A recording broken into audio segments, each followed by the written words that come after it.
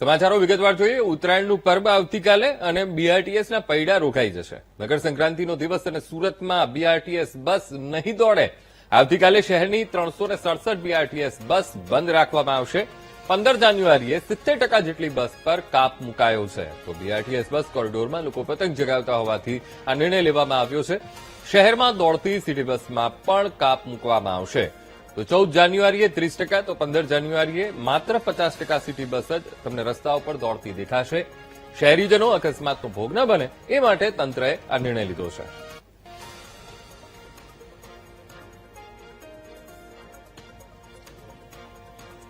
ઉત્તરાયણનો તહેવાર આવતા હોય છે અને અનેક અકસ્માતના બનાવો બનતા તેવા ભૂતકાળમાં અનેક કિસ્સાઓ આવ્યા છે સામે, જેને લઈને સુરત મહાનગરપાલિકાએ આ વખતે બીઆરટીએસ બસ છે તેને 14 તારીખે સંપૂર્ણપણે બંધ રાખી છે. બીઆરટીએસ રૂટની અંદર એક પણ જે 300 થી વધુ બીઆરટીએસ બસ છે તે સંપૂર્ણ રીતે બંધ રહેશે તે પ્રકારનો નિર્ણય કર્યો છે અને ક્યાંક 15 તારીખે થોડાક અંશે ચાલુ રહેશે. આ નિર્ણય કરવા પાછળનો હેતુ શું છે તે બાબતે આપણે સુરત મહાનગરપાલિકાના મેયર આપણી સાથે જોડાયા છે, તેઓની સાથે વાત કરીશું. મેયર સાહેબ, બીઆરટીએસ રૂટ પર બસો નહીં દોડે, શા માટે, શું કહેશો? ઉત્તરાયણનો પર્વ આવી રહ્યો છે. પહેલા તો આપણી ચેનલના માધ્યમથી તમામ સુરતીઓને ખૂબ ખૂબ શુભકામના પાઠવું છું, કારણ કે સુરતમાં ઉત્તરાયણનું અતિ મહત્વ છે, વર્ષો ઉલ્લાસથી ઉજવાતા હોય છે.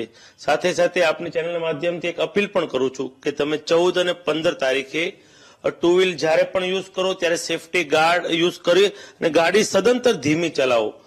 વધારેમાં વધારે તમે જો નીકળો તમારા ઘરે ફોર વ્હીલ તો ફોર વ્હીલનો યુઝ કરો, પણ ટુ વ્હીલમાં તમે જતા હોય તો છોકરાઓને નાના છોકરાઓને તમે બેસાડી જતા હોય તો આગળ નહીં બેસાડો, એવી મારી અપીલ છે.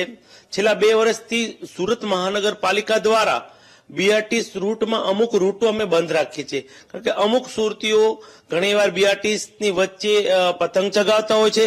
અકસ્માતનો ભાગ ન બને તેના ભાગરૂપે સુરત મહાનગરપાલિકા દ્વારા 14 તારીખે 100% બીઆરટીએસ રૂટ અમે બંધ રાખીએ છીએ, પણ લોકોને અગવડ ન પડે તે માટે 30% સિટી બસ શરૂ રાખીએ છીએ. એવી જ રીતે 15 તારીખે 30% બીઆરટીએસ બંધ રાખીએ છીએ અને 50% સિટી બસ ચાલુ રાખીએ છીએ.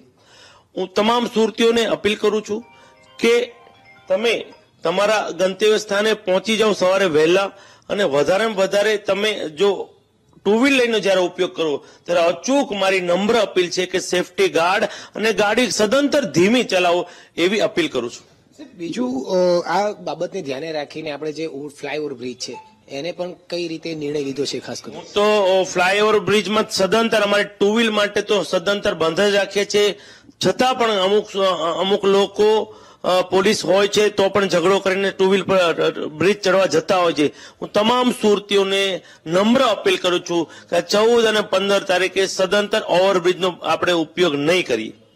બિલકુલ, સુરત મહાનગરપાલિકાના મેયર સાથે સીધી વાત થઈ. જે રીતે હાલ 14 અને 15 તારીખને લઈને ખાસ કરીને જે બીઆરટીએસ બસ છે તેમાં કેટલાક નિર્ણયો લેવાય છે અને 14 તારીખે સદંતર લોકોની સુરક્ષા માટે આ તમામ જે બીઆરટીએસ બસ છે તેમાં નહીં દોડાવવાનો નિર્ણય કર્યો છે.